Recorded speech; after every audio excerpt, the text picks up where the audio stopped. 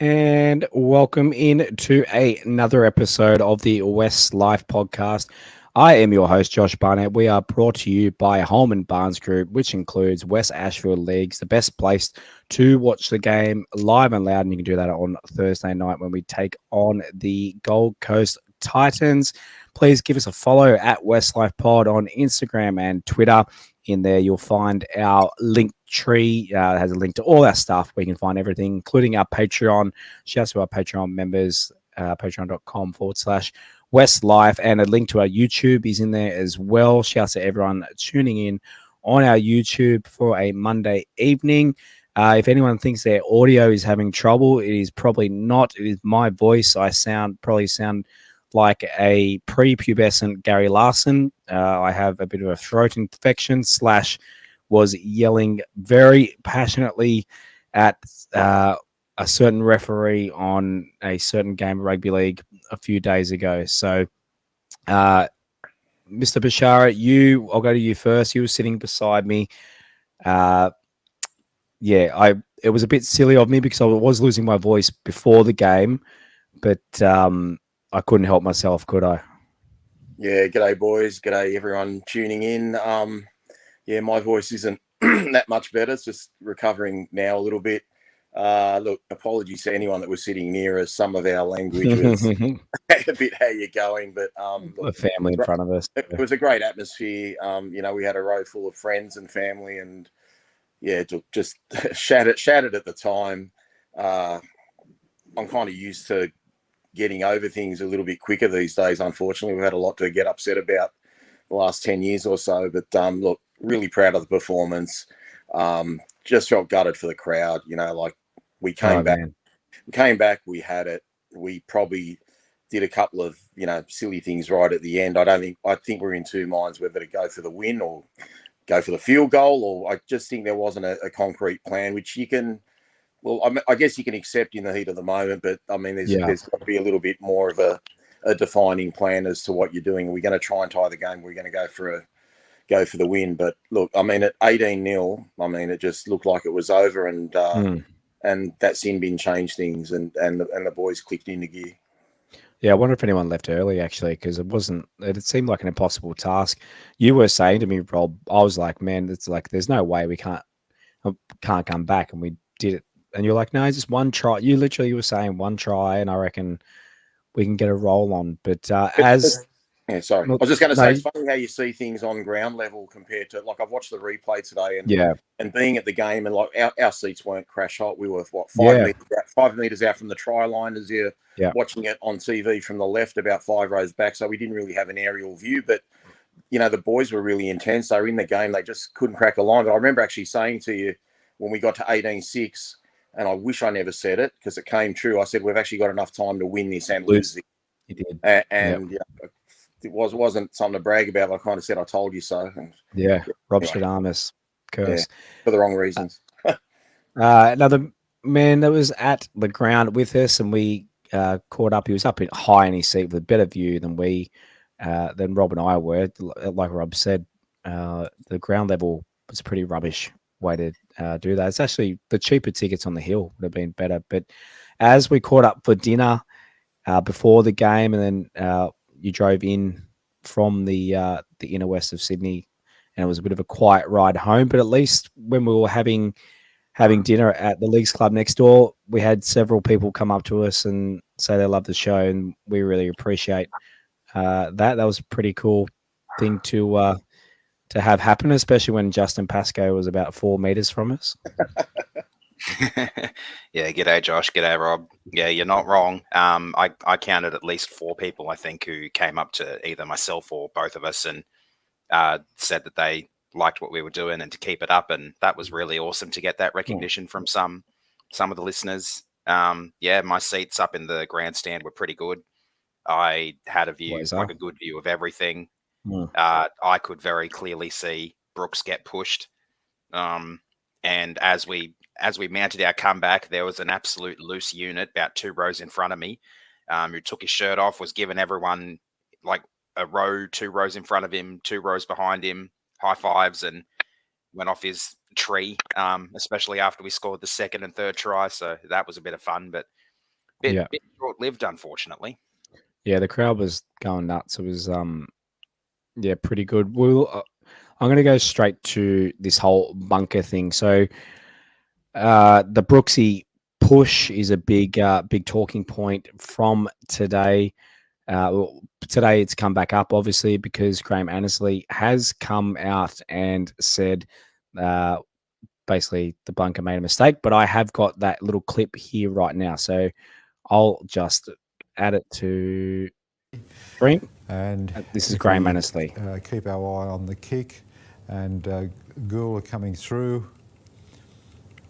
And we've got Brooks who's turning to chase, and there's a collision between the two of them, and Brooks hits the deck as Fogarty comes through and takes the ball. So a couple of things about this.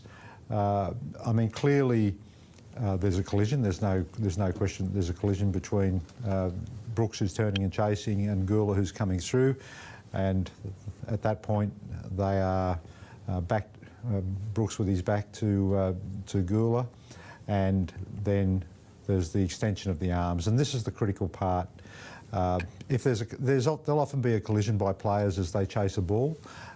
Some of it legal within the rules, others not. And in this case, had this just been a collision where they bump into each other and someone falls as a result of that collision, then it's probably a different story. But in this particular case, it's that push, that extension of the arms, that turns this into obviously what I consider to be an illegal action that should have been acted upon. Now, there's a few points I just wanted to make clear about it. Firstly, it was...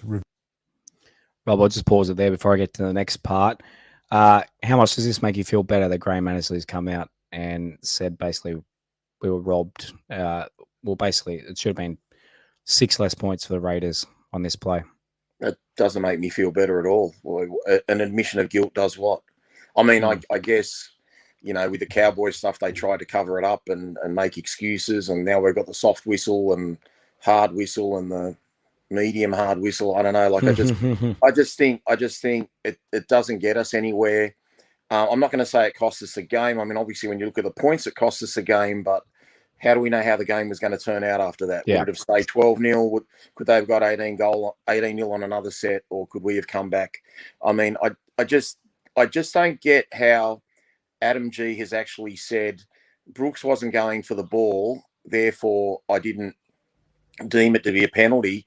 You are not allowed to push a player with two hands as clearly as that in the back. Whether Brooks is going for the ball or not is totally irrelevant. And I had a bit of a jostle today with some media bloke who politely blocked me, and I didn't even call him a name or anything. But I just don't get how this isn't a penalty. You're just not allowed to do that. And even if Brooks isn't going for the ball, you cannot push someone out of the way to make your case for the ball or get to the ball quicker. It's just an illegal act. So how that was seen and how it was missed bothered me. My whole problem with the bunker, I always thought when the bunker was coming in, we were going to have like 3 people or 5 people in it. There was like going to be one head, and there were a few people there looking at every single thing really quickly so they could get a handle of what was going on in case one person missed it. I don't think we can go on with one person in the bunker. We need at least 3 people in there. And how that is missed, it's not like it happened 15 meters away with no camera on it. It's right in the middle of your same screen camera. right now. Yeah, so it's just, look, it happened. We're used to it. We had quite a number of decisions in that game that went wrong. At the end of the day, Josh, as for all those bad decisions, we still had the chance to win the game in the last minute. Yeah. So, you know, I mean, we've just got to be better than that to overcome it. But look, it's very disheartening, but honestly, I'm just used to it, Josh. And I think all our supporters are used to it. Yeah. So, yeah, like you said, it doesn't necessarily mean we would have won. It changes the whole course of the game from that point. They could have scored again anyway, or we might have come back. But some would call that a sliding doors moment. So, but it happens in everything, Josh. And like, I know we're going to get into the game later, but while we're talking about referees' decisions, you know, having an effect on a game or a scoreline, the Canberra, which was it? The Canberra first try came off the back of a penalty which we challenged by Stefano. That, I mean, I didn't think there was a hand in it. I thought at best it should have been inconclusive, and we got our challenge back. But had that been overturned, we might have or might not have scored. But they kicked for touch, and 6 tackles later they scored a try to Fogarty. And then if you go to the second try where Jareem Buller dropped the bomb on the tackle before the bomb, okay, someone ran up for a hit up, and he deemed that the player knocked the ball out of his arm, where he knocked it on into our player, and then it ricocheted backwards. And then from the next play, they put a bomb up. There's so many things affect a game. So it was like not just one try; it was all 3 tries had some sort of effect from the referee. Sorry, I just had to cough and mute myself, but totally agree. I just see Cleveland. Sorry, Yeah. guys. I'll also mention on top of that, Rob, in the lead up to that set where Canberra scored their first try of the second half, the main one we're talking about here, there was that knock-on call off the kick return, where it was basically tapped back about, I'd say probably on the 2 meters out from the goal line, and then it was caught by another player on the goal line. So how they call that a knock-on, I have no bloody clue. Well, I think even before that tackle, Aaron, as well, if you want to go further, there was a forward pass from the from the left centre to the left tackle winger before, and then even, I don't know if we can see it again or how it all works, but I know he's kind of run through the line, but Fogarty runs behind his own player before he puts the kick in. He does. There's 4 ball breaks and incorrect. That's what I mean. It's a bit like the kickoff against the Cowboys last year. We got him for standing in front of the player, and Kyle felt flopping, and there was a number of things we could have gone our way, and they didn't. So they just missed a few things. They can't rule on the forward pass, obviously, but Fogarty running behind his own player, that's just, anyway. I don't know. I don't know what job is the touchy doing if they're not calling a forward pass that's that close to the goal line and right in front of them? Yeah, right in front of them. It just said Cleveland here in the comments. He's saying the adjudicators are sellouts to online gambling firms who do anything to change the outcome or assist an outcome as desired by the NRL. Look, I don't buy into this whole it's rigged for gambling. I know it did actually happen in the NBA about 20 years ago. They had a referee giving what was he doing? He's basically giving people tip offs on who certain games, whatever, and he got done and jailed and whatever. But the thing about this, blaming gambling, is there's so many different gambling outlets that be holding different amount of money on each team. Which gambling outlet are they rorting it for? There's so many different ones. How would it be rigged for a certain result that would make more money for the bookies? Because different bookies make different amount of money on certain games. Is there certain ones and there's ads, sports bet, they all advertise during the rugby league. It's not like they're affiliated with a single betting firm. Just this whole rigged via gambling thing. I won't cop that because it's just, it doesn't make any sense. But if you watch that game, Josh, if you watch that game from where we were, the amount of the Canberra players were literally molesting us in the play the ball. They were offside all night. If you had that sort of conspiracy theory that was just put up on screen, you'd say that the conspiracy is that they want a low-scoring game and they want the unders, which was 42.5 or whatever. So if that was the theory, why would they award the try to Fogarty? You know what I mean? I don't buy that. I mean, I do believe where there's money, there's corruption, and I know that players could, make half their salary, by rigging a game and stuff like that. Ryan Tandy style, yeah. But I just don't buy in. But I don't buy into it in this instance because if that was the case, why did Canberra get a player sin bin? Why did we hit the lead? Why did we nearly win the game? So I don't know. Anyway. There's a little bit more of Graham Annesley here. I'll just let the rest of it play here. Viewed by the bunker. Some people believe that this was missed by the bunker. It wasn't missed by the bunker. It was reviewed. And the view that the bunker arrived at was that, in their view, Brooks stops competing for the ball. So if we look at it at normal speed, you'll see that he definitely slows down as he turns there just before the collision. But there's no rule in the book that says you have to keep running or that you have to keep running at a certain speed.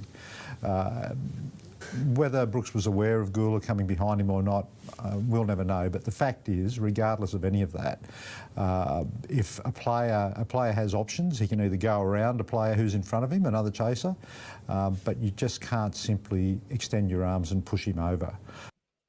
So Graham Annesley, he's basically what he's saying is the bunker saw it and still got it wrong. That is worse.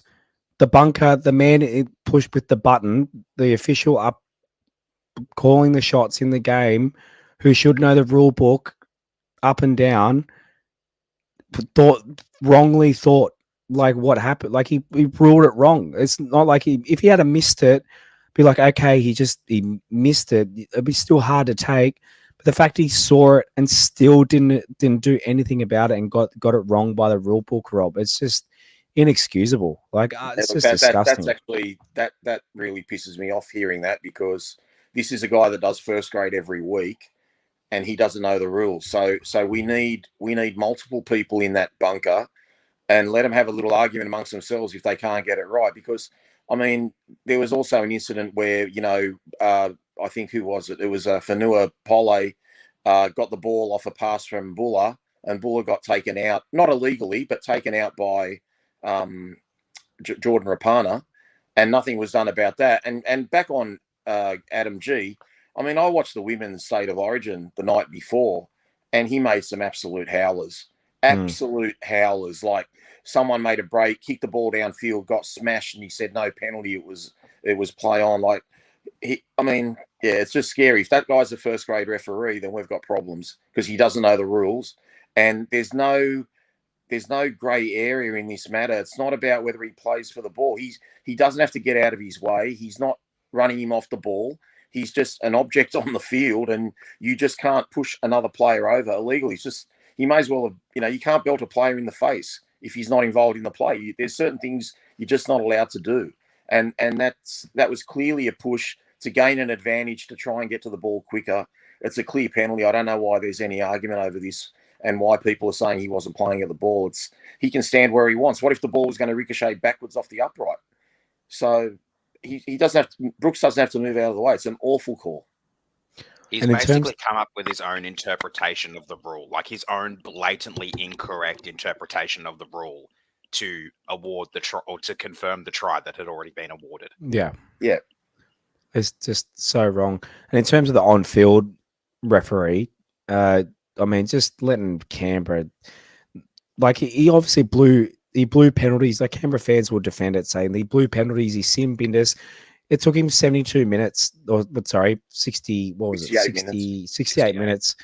to actually do something about it. You watch the whole game, they're just all over us. They're just testing him. Just early on, he should have just got on top of it. And Canberra, like, credit to them, they came in with a game plan to say, all right, we've seen the West Tigers get a roll on against the Cowboys last week. We're just going to test the referee, see if he'll let us slow him down. And our attack didn't do it. As much as you could say it was a sin bin, the reason why we scored, we scored up the middle. So it wasn't like we scored on an overlap. Like, obviously, it still makes it harder to defend, and gaps become a little bit wider, but it's not like we went around them with a 4-on-3 or whatever. Like it just, the Canberra Raiders stopped laying all over in the ruck, and the game opened up and we went bang, bang, bang. So it's just a shame we didn't get on that earlier. Yeah. Which is like what I said to you on the way back to your car, Josh. Like, they obviously went in there with that game plan to say we're going to slow them down, and it really screwed our attack. Normally, after 2 or 3 set restarts or penalties, the team that's doing it would get a warning like, hey, enough's enough. But he just let them get away with it over and over and over and over again. We were baying for penalties, baying for set restarts all game, and we weren't getting them because they were just laying all over us. They weren't giving us a chance to attack, which I guess was a good game plan because it ended up winning them the game. 100%. Righto. Let's see. We'll keep on this theme. So we're going to play some Sheensy press conference quotes. Let's talk about hear what Sheensy had to say about the refereeing. Well, I'll make my comments to the referees, but I've got a couple of issues for sure. Anything? No, I'm not going to blow up. Ricky does that and costs him 10 grand, so I'm not going to do that today, but I'll make my say, don't worry about that. Rob, the club's in a pretty good financial situation at the moment. Could we not fork out 10 grand for Sheensy to have a crack here? It turned out he would have been right anyway. Can you get fined when you actually say something correct? I think you can get fined. Yeah, you're bringing the game into disrepute. Sheens has done the right thing there. I mean, I'm sure he would have spoken pretty enthusiastically to whoever's in charge there about some of the decisions, and obviously Graham Annesley's come out with that one. But I'm just curious to know if they question any of the other decisions. The Jake Simkin offside on the last tackle, that was huge. As I said earlier, the Steph hand in the ruck sort of thing.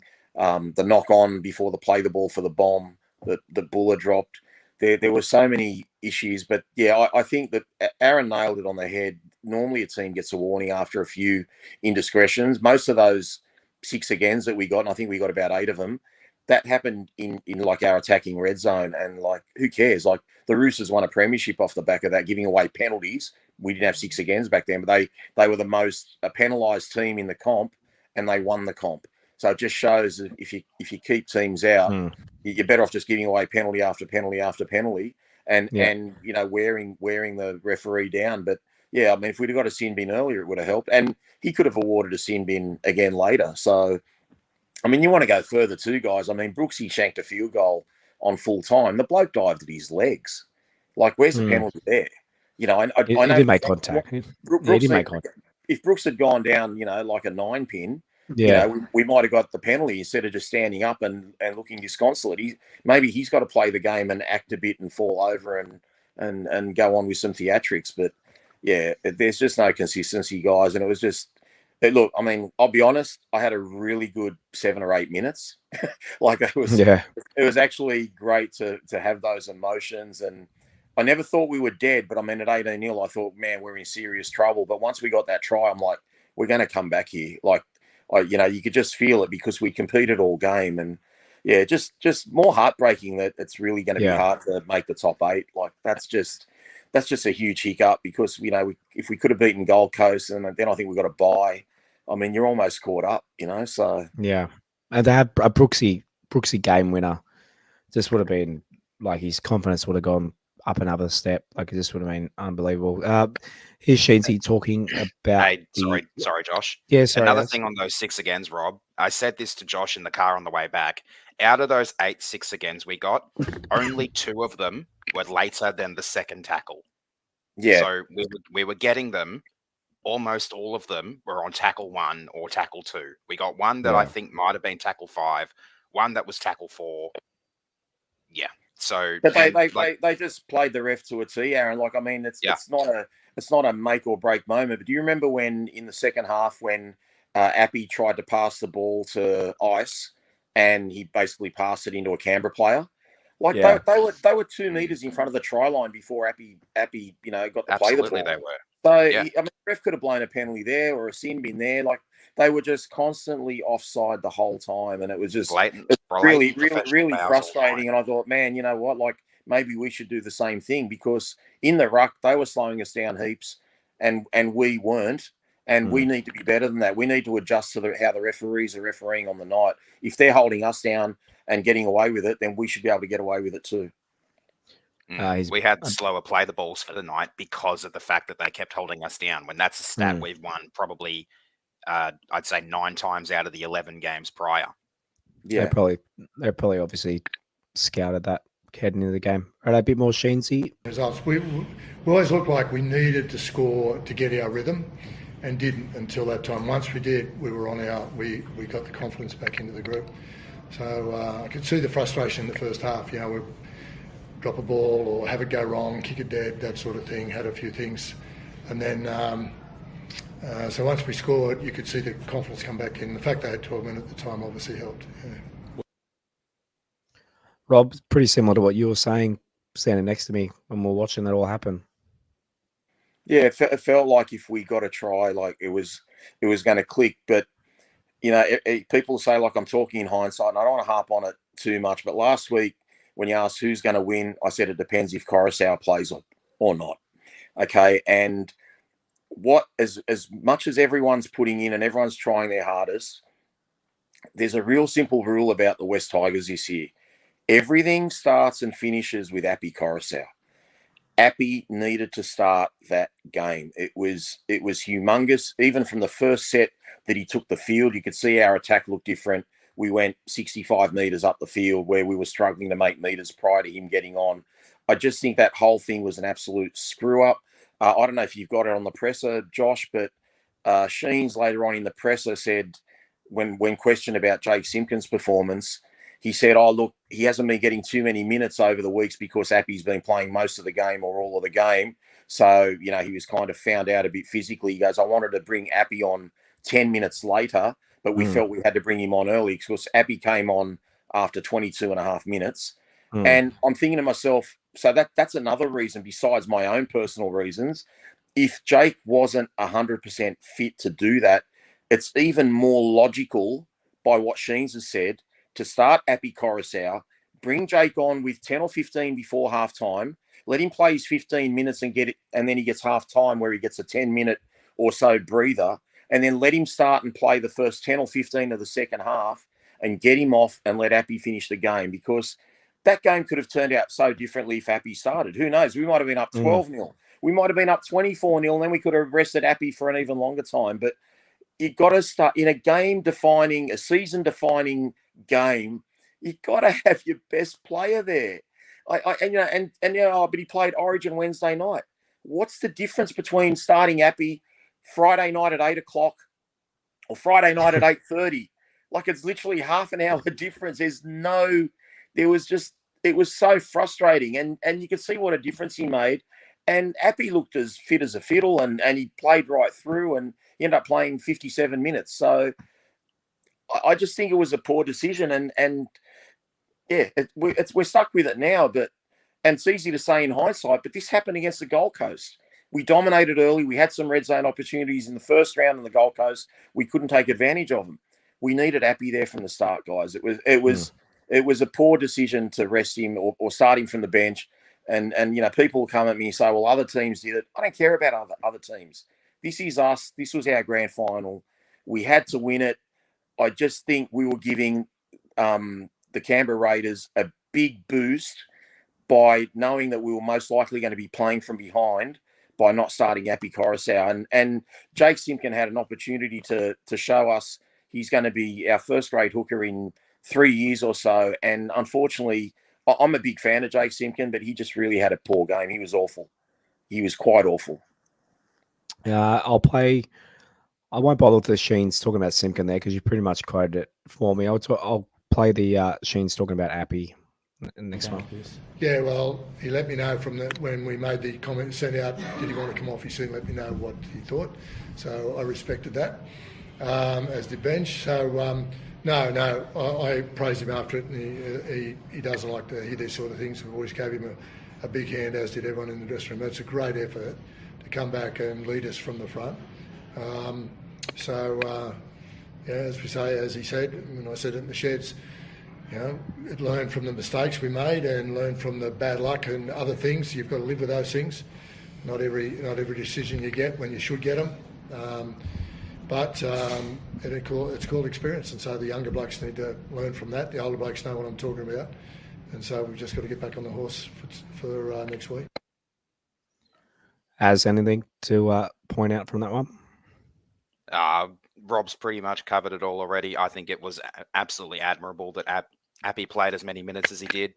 Not only that, but Sheens wanting to take him off towards the end of the game. Now, my question about this was, had he given up on the game, or did he really think Jake could come back on towards the end of the game and somehow pull something out of his ass for us? I'd be hoping Sheensy was thinking the second, but I don't think any of us would have been thinking that.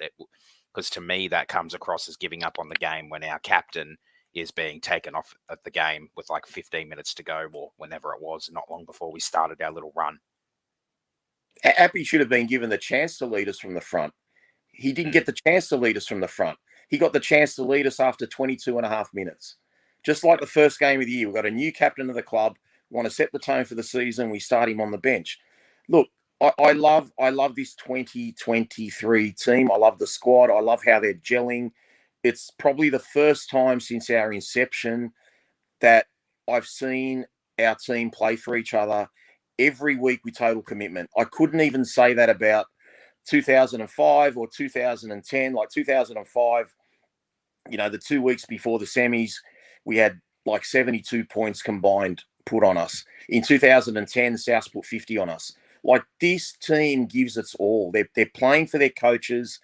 This is the sort of thing that we hired Jason Taylor for, Michael Maguire for. We haven't been able to get this effort, this play for each other, this, win at all costs, sort of try and be there for each other every minute of the game. Like, this 18-0 would have turned into 42-0, 3 or 4 years ago.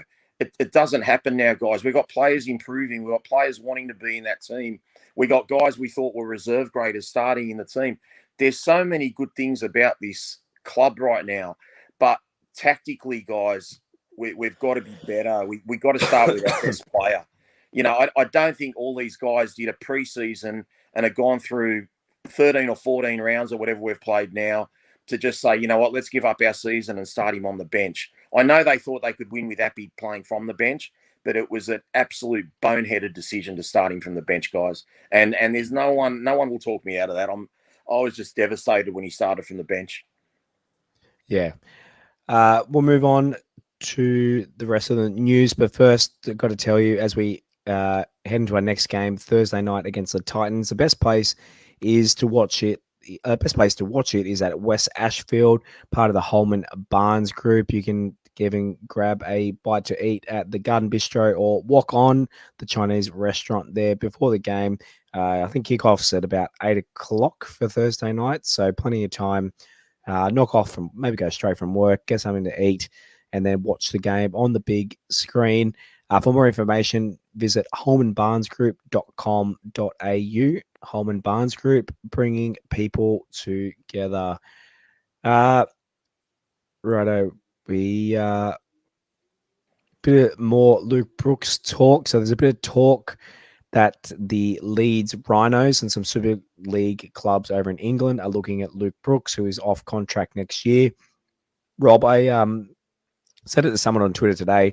It would be very West Tigers that I feel like the majority of the fan base has come around on Luke Brooks, and rightly so. He's been very good for several weeks in a row now. It'd be very West Tigers that let him go now, and we'd all be pissed off about it, whereas the last couple of years, the majority of the fan base were calling for it. Yeah, look, I mean, Brooks, had an outstanding running game the other night. There was still a couple of kicks that could have been better, but I mean, I don't know. He had over 200 meters running. He looked really threatening. I thought he took a lot of right options, nailed that field goal, or the first field goal attempt. It would be West Tigers. I mean, we got rid of Joe Ofangawi when he's probably hitting the best form of his time at the Tigers. So, why wouldn't we get rid of Luke Brooks? I guess it's going to come down to who we got in mind to replace him. But honestly, guys, I'm a believer in, I mean, they might not be the perfect halves or whatever, but we're seeing Wakeham and Brooks playing really well together now. Adam Dewey's going to be out pretty much all of next year. So if they're playing well and we're getting close and we're winning some games, we won 3 out of our last 5. I don't know. Why don't you stick with them unless you're getting Mitch Moses or, Jerome Hughes or someone like that? Like who's going to come to our club now and play number 7? Unless Wakeham moves to 7 and then you're bringing in a 5'8" from somewhere else. I don't know, but really happy with Brooks's game the other night overall. I thought Wakeham lacks is just being able to run. You know what I mean? Like he's got about 10 meters in him, but he doesn't have much speed, unfortunately. We saw that against the Cowboys and we saw it against the Raiders. But other than that, he was outstanding the other night too. So I don't know, guys. I don't know what the plan is, but yeah, I guess Luke Brooks's contract runs out this year. So the club has to make a call on whether they're keeping him or not. As what do you think the club should do with Brooksy? At the moment, I'm saying I think the club should keep him, especially without Adam Dewey. We definitely need those combinations to. We need to keep developing those combinations and then not chop and change, which we've just done year after year after year. As for Luke potentially leaving to go to the Super League, I don't think he would. Like, he's only just recently had his daughter. He's got a young family. I don't think he'd ship that family over to the UK so he can keep playing. I think he'd want to stay in Australia, and whether that's with us or with another team, I think that's what he'd end up doing. Yeah, I feel like something will get done, and they'll expand, even if it's a 1 year extension or something. I don't think it'll be 1 year, Josh. I think it's a minimum 2 years or he's gone. And Sheens has said he wants to keep him, and whether Sheens is the mouthpiece for Benji or not, it doesn't really matter. Like, I think Benji's been in Brooks's corner. You know, we all advocated Hastings was a better option than Brooks, and now Brooks is starting to find a bit of form. It'd be pretty mad to get rid of him without having a ready-made replacement. We've just had Sean Johnson knock us back a week ago, so I don't know what the go is from here, really. Yeah, Rob, how much money would you say Brooksy's worth at the moment? Ignore the fact he hasn't played finals in 10 years at the club. Based on the way he's playing at the moment, what would you offer him if you were in charge of the books? It's a hard one to answer, Aaron, because it's a bit like supply and demand. I mean, if, for example, we knew that one of those other players I've mentioned, like a Moses or a Johnson, was coming to our club, then, you know, Brooks's manager is going to offer him for a lot less, okay, because he knows there's options there. But I think the fact that they know the halves options are limited at the moment, like they're very scarce, I guess he'll probably be looking about the 750 mark. 750 is probably what I would have been thinking, because he's on 1.1 mil at the moment, and that started off as a 800k at the start of this most recent contract, I think. Yeah, but I mean, the other thing too, guys, I mean, if we won, you know, 8 or so more matches this year, and he still hasn't signed with us by then he's showing his value, and he's showing that he can fulfill that potential, and I'd offer him a bit more. So a lot's going to depend on icing these moments late in the game.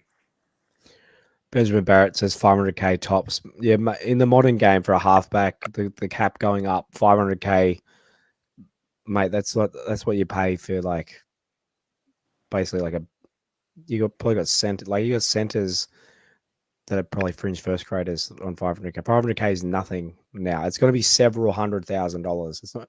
It might not be $1 million, but he's going to get probably in the sevens, maybe eights. Yeah, I mean, I think the minimum wage for the development players, it has even gone up to like 124,000 from 89,000 or something like that. So, yeah, you're definitely not having a half for 500k. Yeah. Another story that made me scream like Homer Simpson, hence the picture I added to the graphic behind my man Sean Blaw. Here, there is rumors that he's could be looking for another club. I haven't really dug too much into it, but I think it's just a little bit of a nudge saying, hey, give my client some playing time to show what he's worth, and fingers crossed that actually does happen. But I don't know. What do you boys think? I don't think it has too much to it. What do you reckon, Rob? Honestly, I think if he's not going to get an opportunity, he should go. He's too talented to be playing New South Wales Cup. You know, he should be, honestly, he'd make a starter in most teams, but at the very minimum, he should be on the bench. Guys like Alex Seyfarth, I know he tries hard, but honestly, guys, it's just a waste. It's a waste of a spot. Alex Seyfarth is kind of like, you know, I don't know. He's just a figure, you know. He's like the Blue Man Group. He just fills a spot that he has no impact. Like, he works hard, he tries hard, but we need a bigger body, someone with a bit more creativity, someone that can offload the ball. Yeah, like Sean Blaw's too dynamic just to be playing. He's too good for Cup. I know his last game against Parramatta wasn't great, but I don't think he's getting the love that he should be getting. He really should be in the team. Yeah, 100%. Anything to add? No, I agree with that. I I hope he stays. I think he needs to be in the team over maybe someone like Alex Seyfarth, because I think Seyfarth's a second rower as well, and I think Blore Can play a bit of middle. brings more to the team, more options as well than Seyfarth does. Yeah, definitely a lot more versatility. Man, the amount of offloads he was pumping out, he was good in the trials too. And that. Anyway, I'm biased. A bit more game analysis. So obviously, lost 2019. 11,000. What was my prediction pre-game? As you asked me, what do you thought? I think I said 9 or 10. So I was pretty close to the mark there. That's pretty good for a Friday night out west where you're going to fight the traffic. Crowd. It was a great crowd. It was an awesome crowd, considering they didn't even show us on screen what the crowd figure was. Just before we get into the game news as well, I've got one more piece of news that we hadn't mentioned yet. Oh, of course. Yeah, guys. So when the NRLW contracting period started, after all of that issue with the agreement that had to be made and all that stuff was sorted, they announced that at the end of the contracting period, they'd reveal the contract lengths of all the players that have been signed. So like 1-year contracts, 2-year contracts, 3-year contracts, etc., etc. So I thought I'd point out a few notable contract lengths for the players in our club. So our 3 marquee players, the first 3 we signed. So out of those 3, Kezi Apps and Sarah Tokatuki both signed 3-year contracts. So I'm really pleased to see that they see their future at our club as being fairly long-term. Bo Vetti Welsh just signed a 2-year contract, which I think is excellent as well, considering she's coming off an ACL Rico this year to prove herself, next year to show what she can really do. Both of the Curtin sisters, who are probably my 2 favorite signings in the squad, have also signed 2-year contracts, as has a friend of the show, Tess Staines. You've got a few of the others as well. You've got a few of the others as well, like the ones who've been coming through the grades, like Lozana Lutu, Nevada George.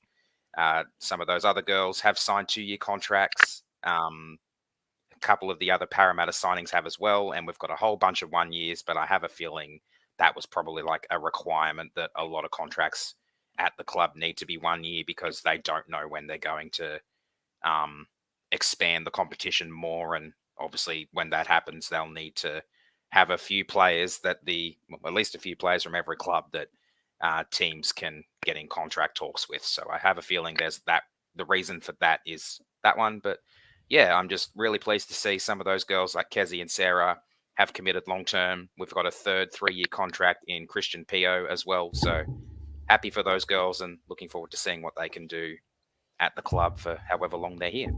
Absolutely. Yeah, can't wait to watch the girls when that season kicks off. I did just notice Joey Lulash has dropped a link in the Discord. Danny Widler's reporting that Noffa Simkin and Blore could be offloaded. So, okay. Yeah, look, a few people are sending me messages while we're doing this. I'm sorry I can't.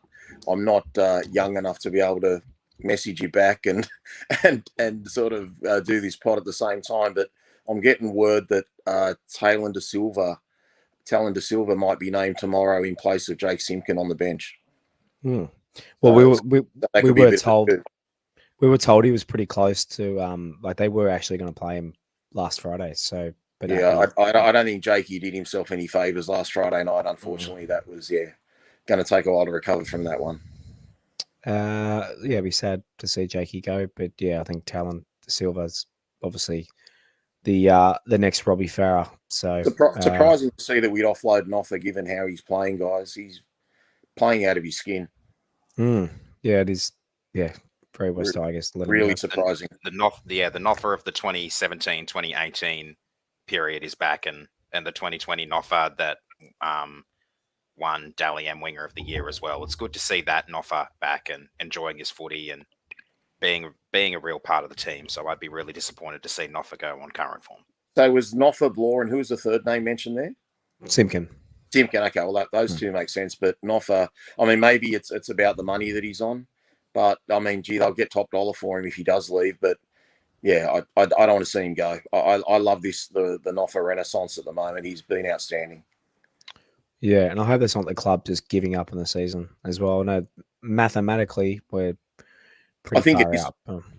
If you get rid of Joe Ofangawi for no one in place of him, you're giving up on the season. I mean, not the coaches certainly aren't, the players aren't, but I'm just saying that's an overriding view that they've just kind of decided, well, let's prepare for 2024 and beyond. A few stats from the game: 54% possession for the West Tigers in this one. Do you want to read up some of the stats? My voice is just absolutely running out, so I might save it a bit. Can you see them on the screen there? I can see them. Yep, I'll read them out for you. You don't have to do all of them. Just kind of skim over what ones you think. The key ones, yeah. So run meters, we won that count by about 650, 2016 to 1365. Post contact meters, we had almost an extra 150 on them, 549 to 406. Probably my favorite stat of the game, our 7 line breaks to their none, which means we defended absolutely admirably, and all 3 of their tries came off basically fluky kicks. 50 tackle breaks to 18. We were getting a lot of those. I think a lot of those probably came within that last 15-ish minute period when we really started to get our run on. Kick return meters, they were fairly close, but this was the other one that the key lost stat was the average play the ball speed. They were about a third of a second faster than us. It was noticeable too, watching that on the replay today, Aaron.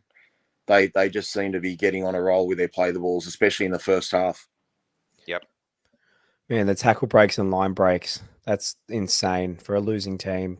7-0 line breaks and then 50 to 18 in tackle breaks, and we lose. That's crazy. Yeah, we need our back up a little bit better. We like that break that when Buller put Pole away and he had Papali'i in support. I mean, there were no backs with him. That they're the sort of breaks that need to be finished off. And even we ended up scoring a couple of tackles later, but Brooks made a break late in the game and gave it to Wakeham. Like Wakeham should be scoring there. He just doesn't have the speed to get there. But we scored a couple of tackles later anyway. But it's not the point. Like we've got to ice those moments, and that's where your Charlie Staines, those sort of guys, if they're floating around, it's a try. Offloads 11-5. So up on that one as well. So another game where the completion rates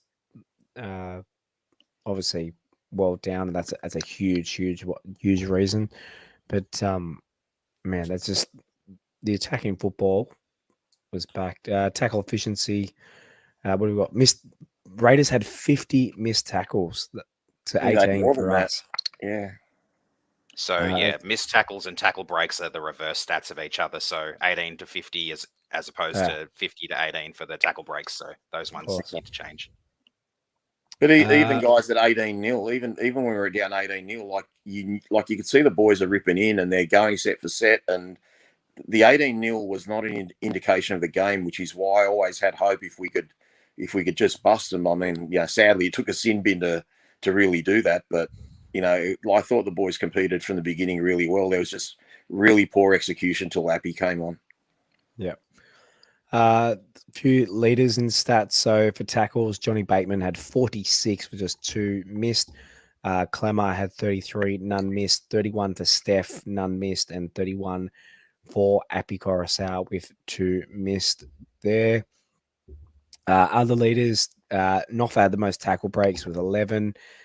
Drew Buller had the most run meters, 245, but Brooksy wasn't far behind him. I think Brooksy was only about 15 or something behind him, which is pretty incredible for Brooksy. Post contact meters, Isaiah Papali'i had 53. He was running the ball, like a menace all night as well. That does that kind of stand out to you, boys? Of Papa, I know people are expecting more from him. I thought he was going to score when he crashed over in the corner, but obviously put his foot over the line early in the game. Yeah, look, he's playing really strongly.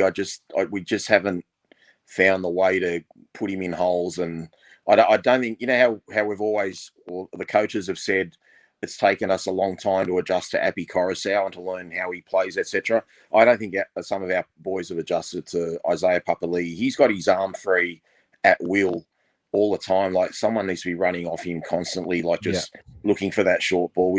I just don't think, you know, I know how good he is. We're just not seeing that eliteness from him, but we're certainly seeing the effort from him, especially the last 6 weeks or so. And unfortunately, too much effort the other night because it cost us a penalty that probably cost us the game. But that was just, you know, out of enthusiasm. But yeah, if he had his time again, I don't think he'd be doing that. Here's the heartbreaking thing to look at the table where 6 points. We would have been 4 points out of the top eight. Eighth is the Dolphins at the moment. So as just an extra 2 points there, and we would have jumped. We would have jumped the Bulldogs and The Cowboys as well, and then the Eels the Eels are so far out. Their forward against is so good. But yeah, tie with the Eels, only 1 point behind Knights and Seagulls, and 2 behind. And only 2 points behind the team we're playing next. So we could have, So we could have and jumped. Canberra would be back to 16 as well. So yeah, Canberra would actually be in 8th. So it really was a 4-point swing this game, and that's the thing that hurts the most about the loss is Canberra, the Dolphins, the Warriors. Those are the teams in the bottom 3 spots in the top 8 right now. They're the ones we're really, really battling with, as well as these teams in 9th, 10th, 11th, 12th, and even 13th. They're the ones we're all battling with for those spots in the top 8. And to lose one, which was against one of those teams we're fighting with, is a real painful way to lose, especially the manner of the loss, the fact it was a 1 point loss. Yeah, it's just bit crushing, really. That's an understatement. Yeah, don't worry, boys. Graham Annesley's apologised. I feel better. It makes it all better, doesn't it, Rob? Yeah, definitely. One group of people that can make things better is Mobile Corp. So Mobile Corp support local businesses by managing their IT, their networks, and their mobile devices. If you are a local business owner looking for a partner who will take away the hassle of dealing with IT issues, make sure you have cybersecurity in place and handle all your mobile device needs, then Mobile Corp can help. Mobile Corp is a family-run business and long-time supporter of the West Tigers. Reach out to our friend Stephen and the team at Mobile Corp and check out mobilecorp.com.au for more info. That's mobilecorp.com.au. Can they send me a new throat? That'd be is that part of that? That would help me a lot. New South Wales Cup, the boys got a come from behind win at Lickham Oval on Saturday afternoon. Dane Laurie with 2 tries in the second half, which is much better than the usual choking lead that the Maggies have done this year. I don't know if you boys saw any of this game. There was no stream or anything. I would have gone to this, but I had a family birthday up the Central Coast. So I was in Terrigal when this was on, but I would have gone and watched it around the corner down at Lidcombe. Did anyone have any eyes on this game? No, not at all. Not, no. If anyone does keep an eye on Cup, we only have so much time to spend, and when there's no stream that we can watch, then it's pretty hard for us to cover it. But they're sitting in 9th place now, the West Magpies are. So yeah, could well sneak into. Is it a top 8? I ask this every week. Is the top 8 for Cup? They've been a top 6 the last few years. Okay. I don't know if they're sticking with that or if they've gone back to the top 8, but we probably should just, at least for now, assume it's a top 6. Okay. Well, they're only a point behind 6, so well in the hunt, the Magpies. Long way to go in that season. So fingers crossed Sean Bloor doesn't play too many more games in their place or first grade as well. Our Jersey Flag boys, they went down to the Sharkies over in Cronulla at PointsBet Stadium. They were leading 4-0 at halftime, but got run down on the 67th minute. So pretty much on the bell. There's 70 minutes flag, isn't it? Yep. So basically, they're in the dying minutes of the game. The boys dropped that one. So our flag boys are sitting in 10th on 12 points, 2 points behind 7th. So a bit of a tough ask for the flag boys, but yeah, let's see what happens in the following weeks. Righto, time for player ratings. Can you take over and read some of these because I'm sure not just my vocal cords, I'm sure the listeners are hating my voice at the moment too.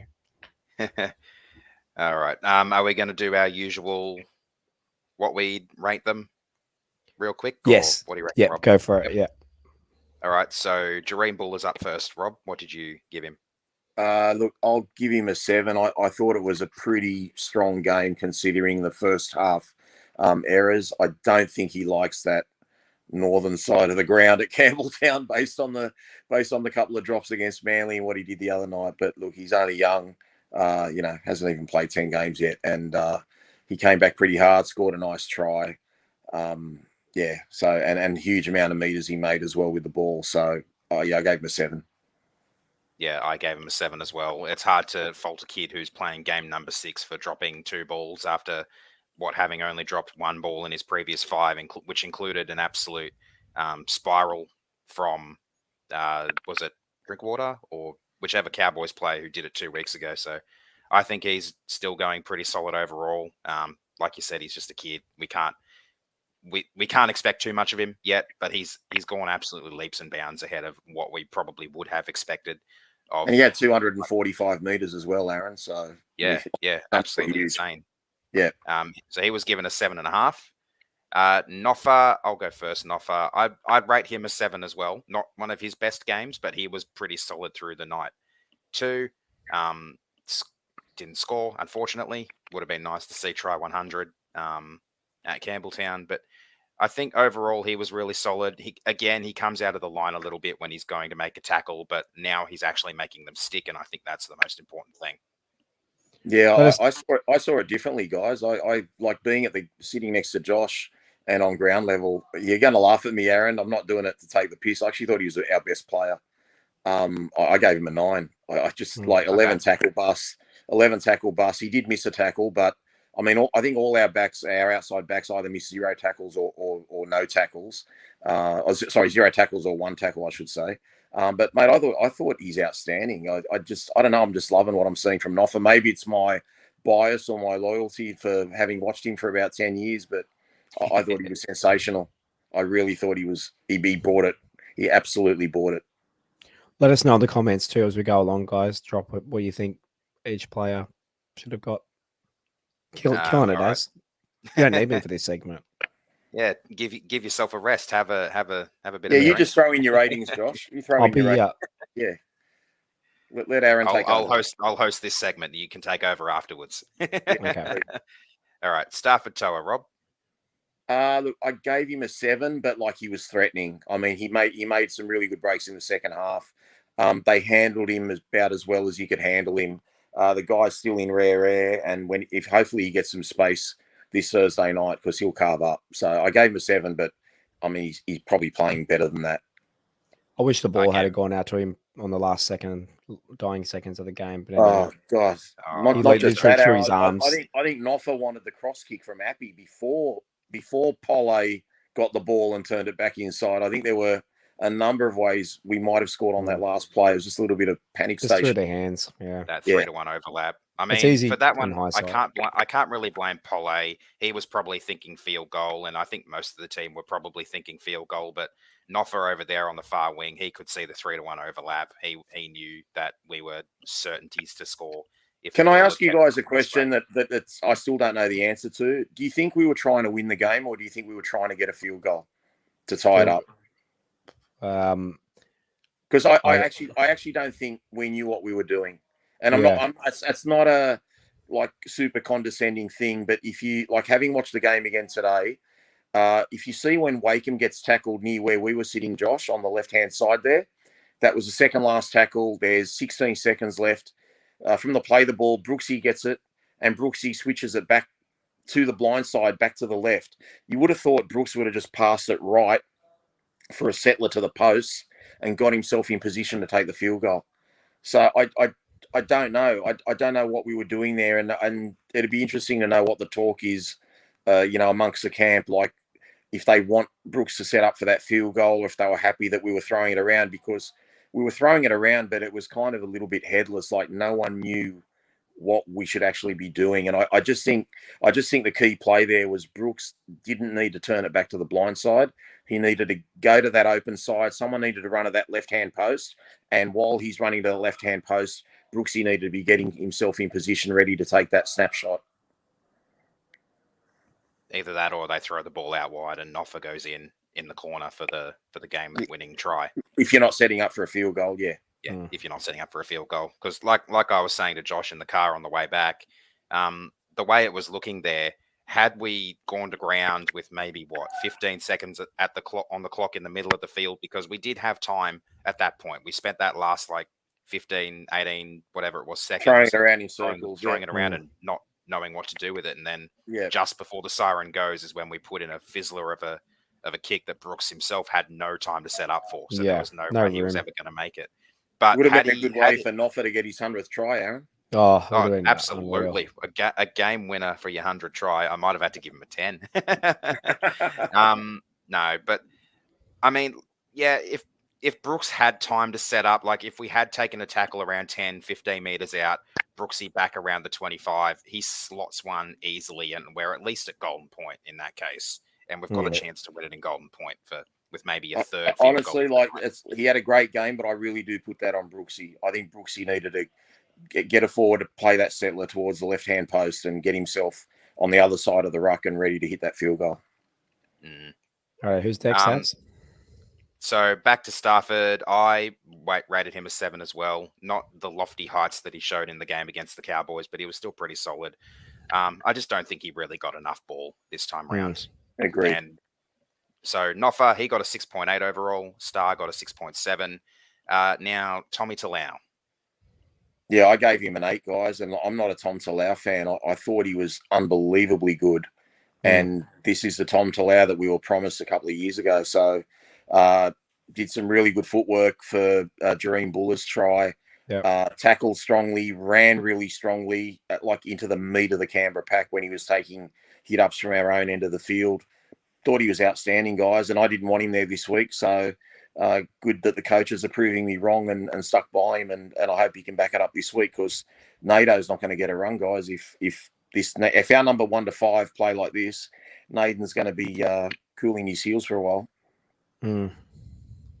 I gave Tommy a 7, much for the same reasons. I'm probably being a little bit more biased because of the fact that I don't want him in the team, but oh well. my scores, my rules. He got a 6.6. Sure. Junior Tupou, I've given him a 7 as well. I don't think he got enough ball either. He had a few solid plays. He made a couple of errors. One of them was that knock-on I mentioned before, the set where Canberra scored that try with the Brooks shove. I don't put that on him because that wasn't an error. That was a knockback, but that's just another referee blunder. So I don't fault him for that one. Yeah, I gave him a 7. He had 126 meters, a couple of offloads. Surprisingly, he didn't make a tackle and he didn't miss a tackle. So Canberra did not direct anything towards him.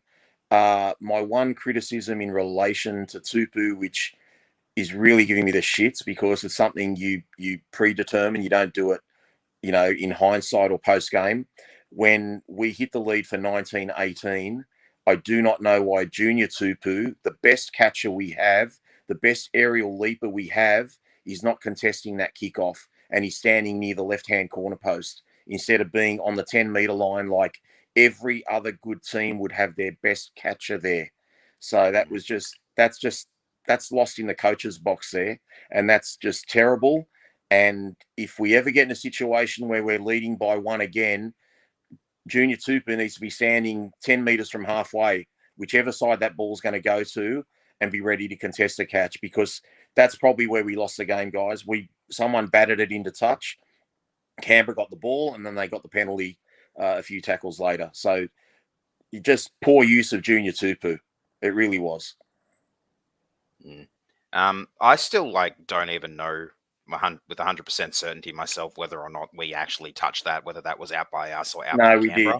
I watched it today. I'm pretty sure Kapoa tried to bat it back to a support. He didn't really bat it back properly. It came off his hand angle and went into touch. And none of our players complained about it or G'd up about it. So you'd have to assume it's the right decision. Not that we had a challenge left anyway because we stupidly used it within the first 5 minutes of the game.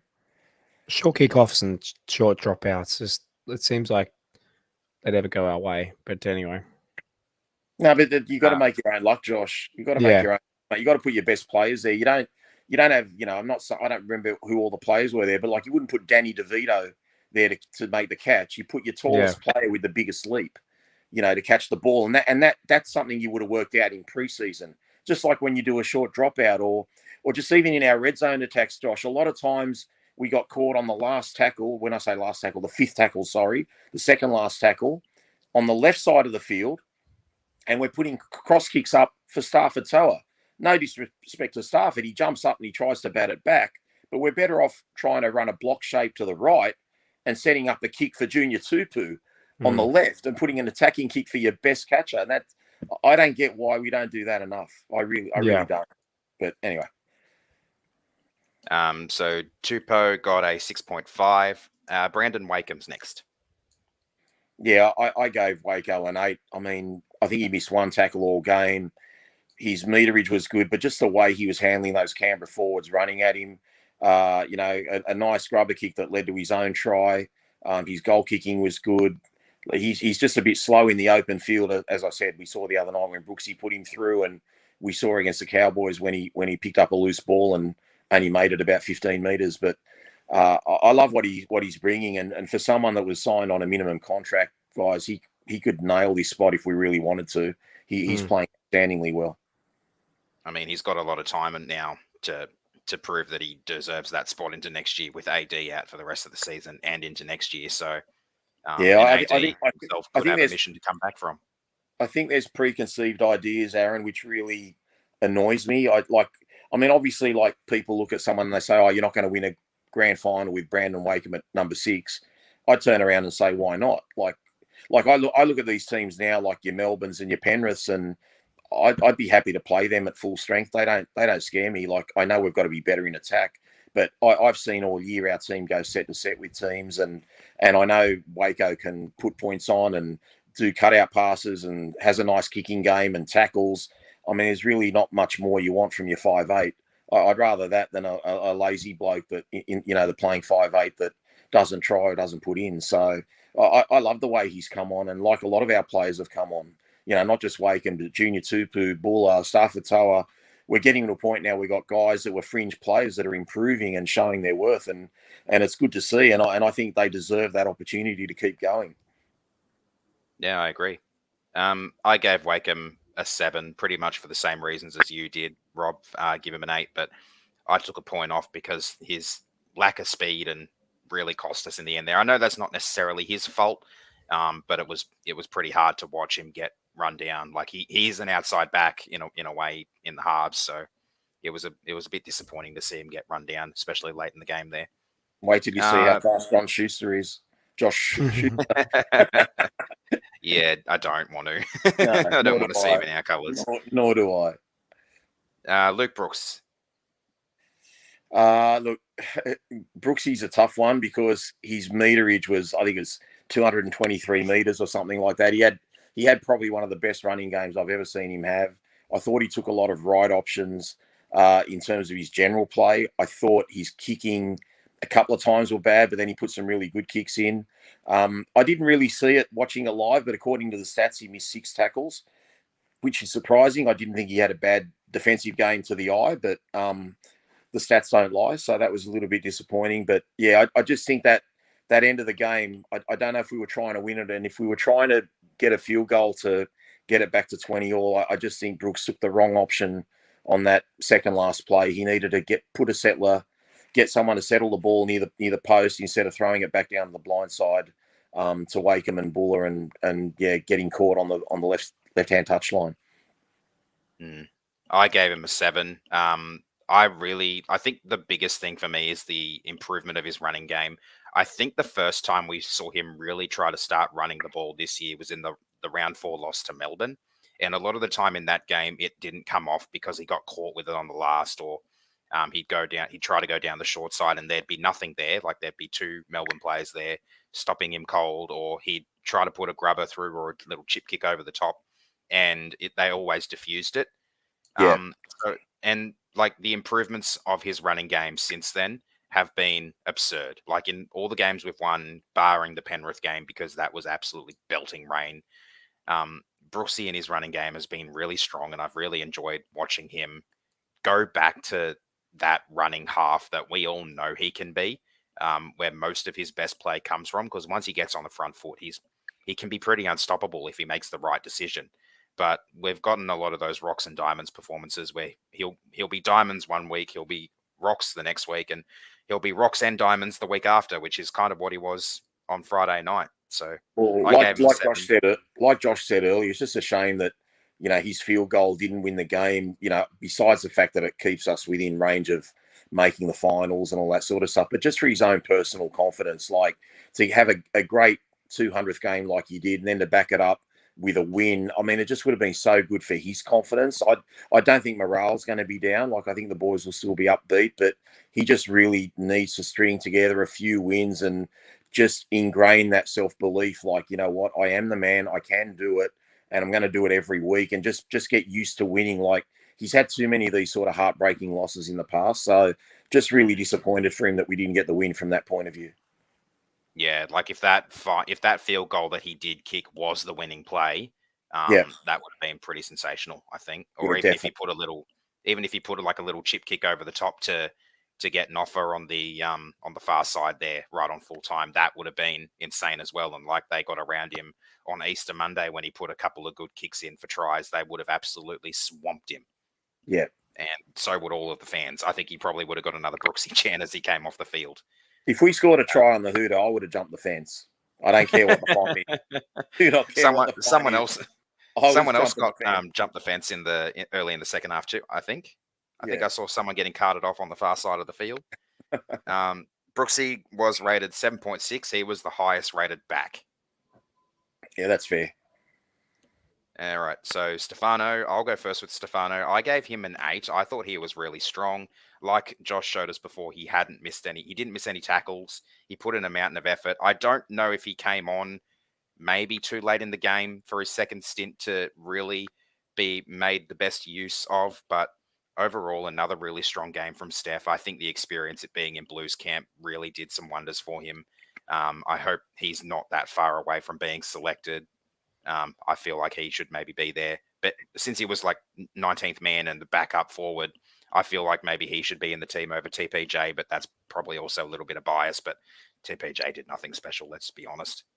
TPJ was awful. Stupid offload that turned the ball over to Queensland that they ended up scoring from. Look, Steph was good. I'll give him an 8 as well. I was kind of meandering between sort of 7 and 8. Like, I just feel if Appy was there, he would have had more chance of scoring or busting the line a bit more. I just think he ran to the wrong spots with Jake Simpkin there. But look, he's playing really strong, 31 tackles, none missed. Look, he's coming on just the way we want him to come on now. Mm-hmm. So he got a 7.1 overall. Jake Simpkin. Yeah, look, all I'm going to say is 4, and I'll just leave it at that. I've said enough. I don't want to bag him. I love him. I think he's a great player. I just think he had a really poor game. Yeah, I'd have to agree with that. In that stint where he was on at the start of the game, he didn't really offer us all that much, unfortunately, so I'd give him a 5. He got a 4.8 overall. David Klemmer. Yeah, probably not the Klemmer. Like, he played well, don't get me wrong, but it wasn't that elite sort of 9 out of 10 performance we've been getting from him. He did do that mad offload that eventually led to Pole making that long bust sweep before he lost the ball.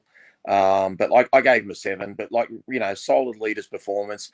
I just as someone that's not a player, I admire how these guys just back up every week after week after week. And I just think for a prop, it's just hard to keep crashing against brick walls every week and producing 9s out of 10s. And that's what he's been doing most of the year. But yeah, love him and glad he's with us.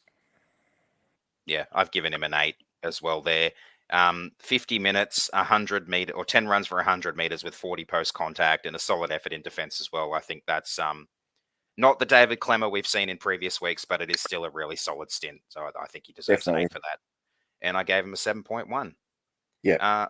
I gave him a 7. He got a 7.1 overall. Sorry. Isaiah Papali'i next. He got a 7.2 overall. I'm giving him an 8 as well. I loved watching him getting into some space late in the game there. It was just a shame he got run down. But I think he had a really solid game overall as well. Yeah, I gave him an 8. He's running really hard. I just feel like we just got to get, like I said, we've got to get the players used to him a bit more. We're not getting the best out of him. Once we find our right combo with Ice, I just think he'll be doing 9 out of 10 every week. Just disappointing about that penalty he gave away later in the game. Even with that break that I mentioned earlier, I think Pole should have passed to Papali'i. I think Papali'i would have had a little bit more of a chance of doing something better with the ball if we got closer to the line. Pole does seem to put the blinkers on a little bit when he does find some space. But, look, very happy with Ice and, 8 out of 10 from me. John Bateman. Yeah, I gave Bateman a 9. I just can't believe how many tackles he did. It was something like, 41 or 46 or something like that? I think he only missed 1 tackle. The try that he scored was the highlight of the game for me. That was not. I just knew we were going to at least tie the game. Once he got it back to 18-10, kick to come, I just thought it's on here. And it was funny watching the TV today, because I hadn't rewatched the game. It was too heartbreaking to rewatch it after Friday night, but I thought I better do it, for the podcast. But rewatching it today, I noticed he had a very delayed celebration after he scored the try. He was he was rather modest, just like a couple of hand slaps with his teammates. And as he got to about 10, 15 out from the try line, walking back, he did a double fist clenched sort of thing. It was just so funny, but unusual character, Johnny Bateman. But what a champion! We've got in Ice Papali'i and John Bateman and Appy Coruscant, we've got 3. If they're not haven't won a premiership, they're 3 premiership worthy players. So I don't want to hear this 5-year plan, guys. If we're not going to make it this year to the finals, we're going to make it next year for sure. There's really good things to look forward to. And yeah, I'm getting excited. I'm going to be disappointed when this season's over if it doesn't finish the way we want. But next year is going to be awesome. I agree. What about the celebration? I think he did the same celebration after we scored our 3rd try. He got into the power stance, the double fist pump, and that was pretty fun to watch too. Yeah, and even when Brooksy got the field goal, I think it was the same thing. But even some of Noffa's reactions, like Noffa's gone over the dead ball line after Wakeham scored, and just watching his, sort of double fist pump or whatever, it's good to see. Even the supporters behind those goalposts, watching the replay, from the back shot, that was hilarious. The guy without the shirt on, and his stomach bouncing around everywhere. It was good to see the fans happy. What about at 18 when they showed that really young Canberra fan in almost tears? No, I got no sympathy for Canberra fans. I've been crying since 1989. So, and I'll never get over it. It'll be etched on my tombstone. Never get over 1989. So my biggest heartbreak. I got no sympathy for Canberra. I gave Johnny a 9 as well. To me, he was our best player on field. That try he scored out, which was from a dummy half scoot of all things, was absolutely insane. He backed it up with the energy and the enthusiasm all game. A real big reason for the comeback, I think, because he kind of put the rest of the team on his shoulders almost and tried to carry us to the finish.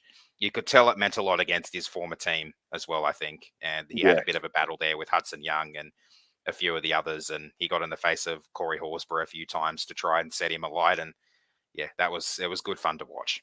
He got an 8.8 overall. For Nua Pole.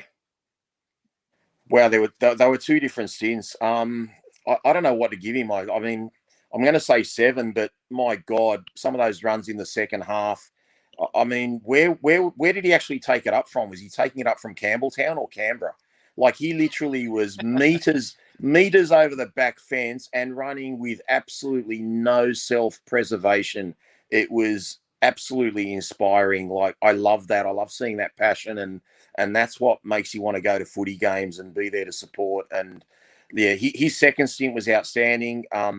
He obviously he does better when he comes from the bench. So I don't know if starting is the right thing. Not like his numbers aren't big, but like his runs were just so full of effort. So look, I gave him a 7, but I wouldn't be surprised what his numbers are. Like I'm sure people loved what he did and probably gave him higher than that.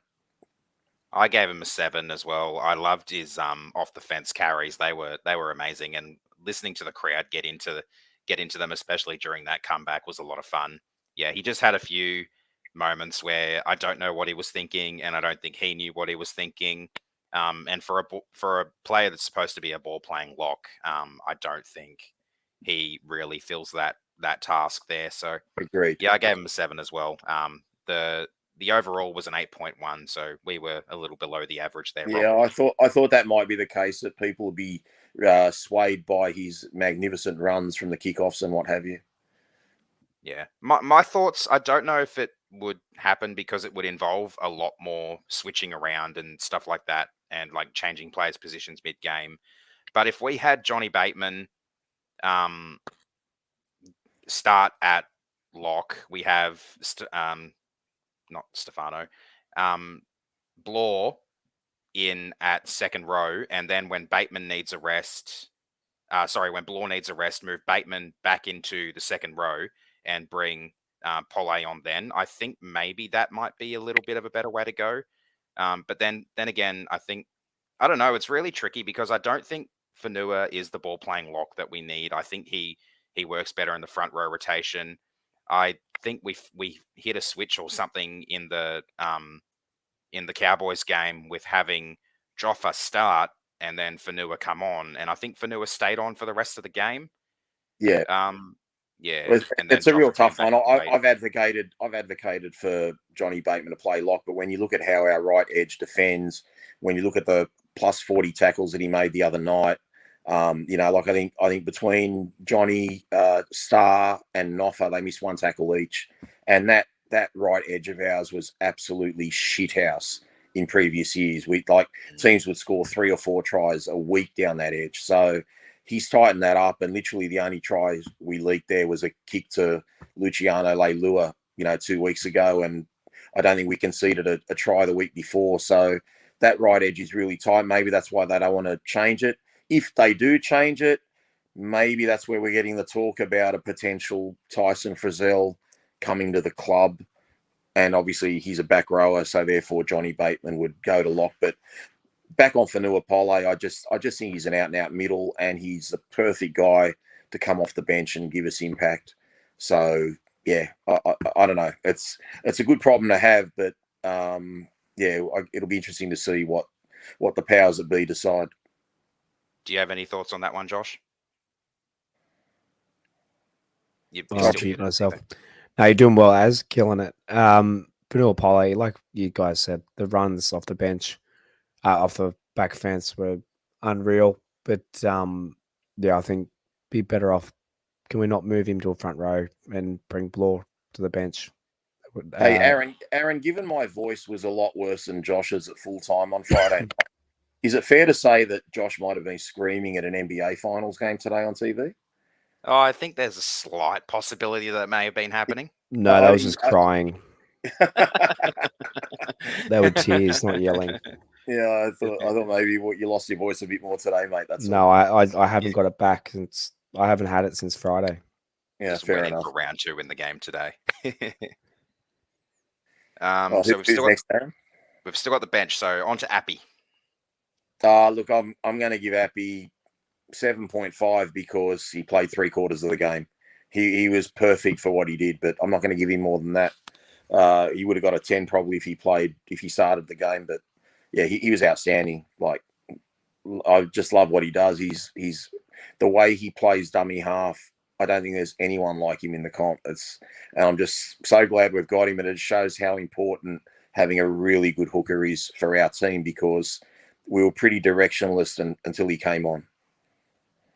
I'll round up and give him an 8 for much the same reasons. I think he was absolutely outstanding. He didn't really get a chance to show what he's really capable of because of the fact that Canberra were laying all over us in the ruck all night. The few times he scooted out a dummy half at offside players, we weren't rewarded for it too. So, yeah, he tried his ass off, as did most of the rest of the team, and it was really disappointing for him in particular considering he backed up from Origin only 48 hours earlier, where he wasn't supposed to play a full game, but ended up playing a full game. So props to him for that as well. And then to come out and play 50 odd minutes, nearly 60 minutes for us against the Raiders, who have a very, very beefy forward pack. And in saying that, he only missed 2 tackles when his average, I think, is probably around 4.5 missed tackles a game, because he often misses a few, but that's normal for a hooker. So for him to only miss 2 defensively as well, I think is absolutely sensational. And he got a 7.6 overall. So you were pretty spot on. Fair enough. Safe off. Look, I'm going to give him a 6 because, I think that's a good score. He tries hard, like he goes hard. I just think he offers like literally zero impact. Like he had 29 tackles, 1 missed. He's doing a role, but I just don't think he offers impact. He's got no oomph. He's got no offload. He's just a toiler who's trying to play above his weight, and it's not his fault. He's doing the best he can, but he shouldn't be in an elite 17. Our 17 players have to be elite, and I don't think he fits that bill, guys. Yeah, I agree with you on that one. I think he's probably more worthy of the front row rotation at most as a fringe first grader. I still feel like his bench spot probably should go to a player like Sean Bloor, who offers a bit more. There, I've given him a 6 pretty much for the same reasons, and he got a 5.0 overall. Yeah, he just doesn't bend the line, guys. He does follow us on Instagram though, so Like that guy, like I say, no one's doubting his courage or his efforts, or he plays with, like, if you judging him on heart, I'd give him 10 out of 10. Guy puts in as hard as he can. I just, compared to his teammates, he's not as talented, and that's not a knock. It's just a fact, like he tries hard, man. He tries hard, but he's just, lacks a bit of finesse and lacks a bit of oomph. And compared to recent seasons as well, I think heart is probably one of the things we've been most lacking in. Like in the department of heart, courage, determination, we've had a lot of seasons where we've had a few players who just haven't been putting in, and that's been hurting us too. Well, that's what I love about this squad, Josh and Aaron, because other than the Brisbane game, and I don't even put that down to lack of effort. I just put that down to more being shell-shocked and kind of frazzled that the scoreboard just went against us so quickly and we never really recovered. But I cannot say this team has ever given up this year. And I could say that about, teams a couple of years ago, Melbourne putting 66 on us or whatever it was in, Roosters, Roosters game, where it looked like they were playing touch footy. And even, as I said, in those glory days, 2005, 2010, Penrith and Melbourne put big numbers on us last 2 rounds. South put 50 on us at the SCG one day that it was so embarrassing. I walked out with about 10 minutes left that day. I could not believe what I was watching, and they ended up turning it around. But this team every week doesn't stop trying. And my only concern is if we are totally out of finals range, like hypothetically, if we lose to the Gold Coast and Melbourne and like the season's effectively over, can they still maintain that intensity? Because it's very hard to back it up week after week if you've got nothing to play for. Especially with so much of the season left to go. Definitely. All right, Twal. Look, you could give Twally a 7 or an 8. I thought he was pretty good. Again, he didn't miss a tackle, but some of his runs were pretty venomous. So look, I'll give him a 7, but standard Twally game. I'm loving seeing Twally run. It's reinforced it to me after watching the Matty Johns Sunday night with Matty Johns last night, and they showed some footage of when he was a para under 20s player and him breaking the line, scoring a few tries. It's like, come on, Twally, why can't you do that with us now? Fair to say, he probably had his best chance of scoring a try when Brandon Wakeham batted that ball back from over the dead ball line. He was so close. He was so close to it. So if he'd have scored there, I mean, that was it. They could have awarded us a premiership. We could have all gone home. Mm-hmm. Yeah, that's it. Wrap up the season there and then. I gave him a 7 as well, and he got a 6.3 overall. So Kepa Oa. Look, I don't think he was on there for long enough. He tried hard, but like I said, that bat back that went over the sideline was a poor play that was costly. And look, I'll give him a 6, but he's trying hard. I mean, I don't think he missed a tackle while he was on the field. He made a couple of strong runs. But like I said, I'm not a fan of his, to be perfectly honest. Yeah, understandable. I'll just check if he missed any tackles for you. I don't think he did. I can have a look. 12 tackles made, none missed. Yeah, so that's pretty good. How many minutes did he play? I don't have the minutes here, Aaron, but I've got 30 minutes. He played 30 minutes. Yeah. That's longer than I thought. I thought he came on with maybe like 18, 19 minutes to go or something like that. So that's interesting. Yeah, I'm not sure why that was. Maybe it was for Clemmer. I'm not sure. Possibly. Well, I gave him a 6, much for the same reasons. And sorry, Josh, you just went past it. Sorry. He got a 5 overall. And last but not least, Sheensy. Look, guys, other than Appy not starting and not having Junior Tupu prepared for a short kickoff, I'm loving how the coaches are getting, squeezing the best out of the players every week. There's no doubt the players are all on the same page. They've got one common goal. I know it's not resulting in wins, but it just makes me want to go to games every week, guys. Like I can actually finally see the light. I'm not being stupid or airy-fairy. I think we've got a pack that can match it with any team in the comp. We still struggle in the red zone. I mean, I reckon if Sheens, Benji, whoever could have their time again, when you got a team, cheating in our red zone, coming off the line as early as they did, all it takes to break that speed up and defense is put a couple of grubber kicks or a kick behind them, set up for a play where your lead runner just goes in and plants the ball down for a try. We've just got to break up, a fast line like that, because it is very hard to score in the red zone when the defensive line is coming up at you. So I just think we just got to find a couple of different ways to break up defenses like that. And there's no better way than breaking up a defense, with a few kicks on early tackles, not on the last tackle, but on the third or fourth tackle where it's predetermined and everyone's on page and they all know that it's coming. But look, they're getting the best out of the team, guys. I can't complain about the coaching. For sure. Right, and I like you saying there, Rob, that you can see the light now, and I think that's pretty impressive, seeing as in the lead up to the Cowboys game in the group chat between the three of us and Shane, you were saying that like the Cowboys game was going to be your last one because you just can't handle it anymore, and it's really hard to watch the team. And now you've done a complete 180, and I think that's probably one of the most impressive things the team has done this season. It's just like, I don't want to go to games where we're going to die with the ball on the last tackle, and that's what we did against 100%. South. And we were playing not to get thrashed. We were playing to just mix it, and hope that South, who are like perennial top 4 team, are just going to shit themselves and hand us tries and drop a bomb or knock a ball on. They're not going to do that, guys. We're the West Tigers. We've got to still have a bit of our own flair where we take it to teams. But the most exciting thing about the Tigers to me now is I know that even if we're going to have the odd occasion where we get a score put on us, whether it be for a player or two in the sin bin or something like that. But all in all, we've got a team that tackles, man. We've got a team that tackles and goes hard. And bust their guts for each other every week. Not like when we're winning by 12 or winning by 18. Even if we're losing by 12 or losing by 18, there's so many games where Gold Coast round 1, they got off to a flyer. Melbourne got a jump on us. Okay, we didn't come back from the Brisbane one, but even this one, down 18-0. The guys do not give up. We always want to see that. But imagine now you've got a team that doesn't give up, playing for each other.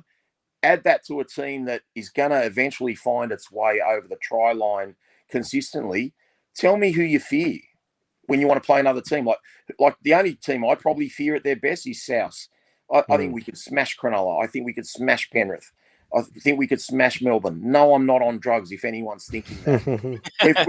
we've got a team, and that's what's frustrating about being down the bottom, man, because we win this game. We beat Gold Coast, hopefully. We beat Melbourne without Origin players, and we got a bye, and suddenly we're like 8th, or we're 2 points out of the 8, and we're just humming, and we're starting to talk, here we go, like this is happening, So it's just I just feel bad that we're probably too far away now. Like, it's not over, but we're one loss away from it being over now. We need to go the longest run. Right, as going to test out your reading skills here. Do you want to? We'll go through the best comments. So thank you to everyone who dropped it in their player polls there. Here are some of the best comments left in those forms. Right, Az? So this one's from Rich. Such a weak penalty to decide a game. They slowed our ruck down and we couldn't attack. As soon as they stopped laying on us, we scored 3 tries. From David. Rob, go. I was just going to say, I wish Brooksy fell over on that last kick of the game too. We might have won 21-20. Yeah. We might have got that 1 point win, controversial 1 point win back over the robbery up at Townsville last year. Yeah. David says, great heart to get back into it, but shouldn't have let it get to that point. Really need to evaluate Seyfarth. I'd love to see a youngster get a run over him. He offers nothing. Every player needs to have some sort of trait nowadays. Well, we've said that about Seyfarth, but what do we do about the 18 points? I mean, it's a drop bomb and 2 kicks that have come off the post. Like, our defence has held firm for 80 minutes. Those tries are fluky, and I don't think it was a fair way of how the game was being played. Like, you know, if ever we play 12 games at Campbelltown, guys, we should sign Jamal Fogarty, because the guy scored 2 tries, kicked 4 goals, and when we played Gold Coast there a couple of years ago, when he was a halfback for the Gold Coast, he had a blinder that night and kicked 6 out of 6. So it seems like he really likes Campbelltown a fair bit, but I don't think we let the game get away from us. It was just, we just got punished for our errors. So I think the boys had a go, but yeah, we needed to start Appy, man. Our attack was really clunky the first 20 minutes, and that's probably where we lost it, even though we did have chance to win the game at the end. Do you think we have a really strong chance of winning this weekend if we start Appy? Well, just Appy or no Appy, you know, Gold Coast are going to score 20 to 30 points no matter what. So I think this game is totally hingent on our attack. If we can't score 30 points this week, we're not going to win, because the Gold Coast will score. Gold Coast will score. They've got a lot of attack. They're just a soft team. They are so soft. They had South down 12-0 on the rack the other night, and had a 6-point lead at half time, and were absolutely pathetic in the second half. So Gold Coast are definitely beatable, but the problem is Gold Coast have more points than us. So save that. We'll preview that tomorrow night, boys. Let's get through. Okay, sorry. Let's get through. Sorry. Chris W. Kick pressure on Fogarty was 1 out of 10 tonight. He had so much time to kick and pass. We made an average player look like an immortal. Pole again, rock solid. Needs to come off the bench as punch in the middle. Villa's stats, I think that might be Buller. Stats or look good. Or Nofzilla. I'm not sure. I can't read it. Sorry, guys. But left out to dry doing dirty work and not fresh to work around the middle. Seyfarth is literally immortal plotter status. James Blore or someone from Cup can help, surely. Desperate for a proper fast play the ball playing 13. Agree with all of that. Phil Rogers, a great 10-minute spell against 12 men should not detract from a poor first 70. Some dodgy refereeing didn't help, but our attack was terrible. We look so much better when Brooks runs the ball, and my gran has more pace than Wakeham. My grandmother's also last name Rogers. Maybe it's the same grandmother. Agree with that, but the score wasn't that 18-0 wasn't a true reflection of the game. Yeah, for sure. And I think, but like them slowing us down really made it harder for us to attack. And I think we talked about that earlier, but I think a lot of the fact that we scored 0 points, other than the fact we couldn't ice our chances, particularly in the first half, because we went back to that error-riddled style of football. But, well, Adam Patton, 70 minutes of no points cost us the game, not Ice's penalty. Probably. Joey Basari, this game just proves that Fanua Pole is a middle forward. He put the team on his back in the last 12 minutes. Also, we need to lock up Buller ASAP because every game his stocks go up. Agree with all that. Dom Jet, why didn't our boys ask ref to look at the push in the back to Brooks? There was 0 protest when we should have gone wild and we should have made a big deal out of it. I don't think they would have been able to overturn that because we had already used our challenge, so we couldn't technically challenge it. I think he's just saying go to the ref and quite appeal it, kind of like an appeal in cricket, just flail around. Yeah. It's not like Brooksy. It's not in his personality. Got the ref and I agree with that, but the problem is Adam G said he saw it anyway, and dismissed it. So they saw it and they ignored it because we're the West Tigers. Daniel Bortolucci, we're never allowed to play flowing football until they were down to 12 and the ref finally saw how they were laying all over us in the ruck. Agree. Connor Noon, Fanua Pole off the back fence now until forever. Definitely Nice way to love finish it. Noons. Noons is one of our Patreons as well. So patreon.com/WestsLife. I don't think there was any questions in the Discord, but save them or chuck them in, guys, for tomorrow night when we preview the we've got Shane's rant as well. Shane's rants are getting bigger and bigger. This is actually only half of his rant this week. I actually had to cut it down a bit. The writing's quite small, but do you want to power through this one? Give it a go, guys? Aaron. I've got it. It's on my laptop, so I can go full screen and have a go at it that way. So just give me a second. So Benji Marshall tier Patreon, Shane Coet. On a side note, how bad is the game day experience at the moment? 11,500 people at Cambo was okay, but with ticket prices the way they are, you do not get a lot of bang for your buck. Foxtel is winning. I was in the club last night and I had a quick look around for you guys to introduce myself, but the joint was packed. Everyone stayed in there because there were F all to see at the ground prior to the game. The relay at halftime was okay, but that would have cost the West Tigers F all to put on. I emailed Pasco and pointed this out along with suggestions on how we could attract more people to our games. Skydivers, drone shows, well-known singers/bands. It will be interesting to see what he comes back with. Finally, on the Raiders, I know Sticky is polarizing, but I wish Sheens had his passion. Ricky's presser to Sheens, chalk and cheese. What about what Sheen said? All we needed was one try to give us confidence. What about the 74 tries we scored the week prior? He's the gift that keeps giving, this clown. I also want to give a rap to Jamal Fogarty last night. His interview after the game was all class. He really felt for how the West Tigers and us fans would be feeling. Good on him. Onward and sort of upward. Just on the game day experience stuff, I think just in terms of that stuff, it's going to be stuff for the kids. Like, make it appealing for kids. I know when the last Campbelltown game, which was what time slot was that against Manly? It was pissing down rain, but it was a bit more kid friendly. They had jumping castles and that sort of thing. As an adult going to the game, I don't really give a shit about if there's a band playing. I don't care.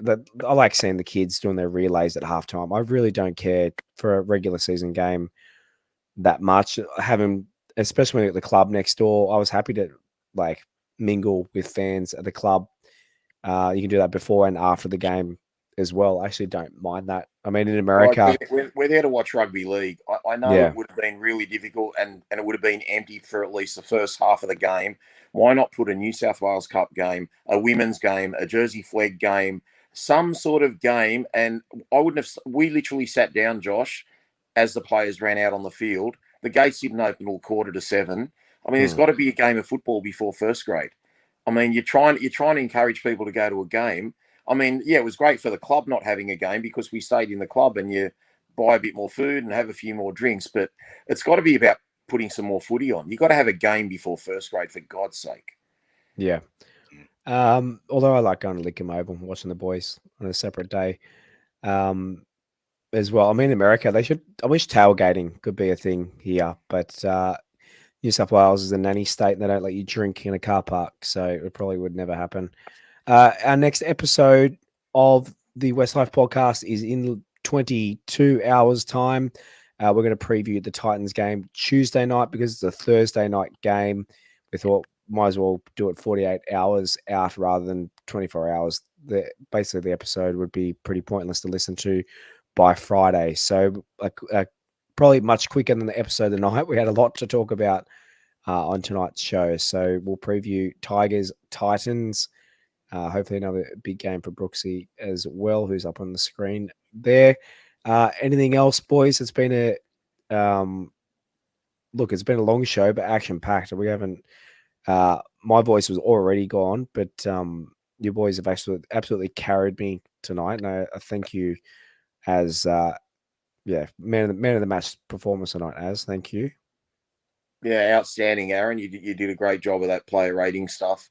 No, look, just keep your heads up, guys. I mean, might not be the season might not pan out the way we want, but we are actually building properly. Like, the team is improving, the players are improving.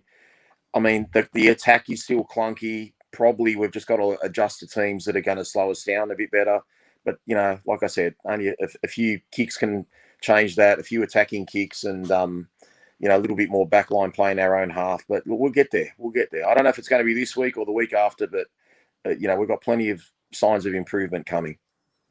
100%. Yeah, I agree. Thanks for the kind words there, fellas, as well. I appreciate that. I'm happy to lend a hand and help out where I can.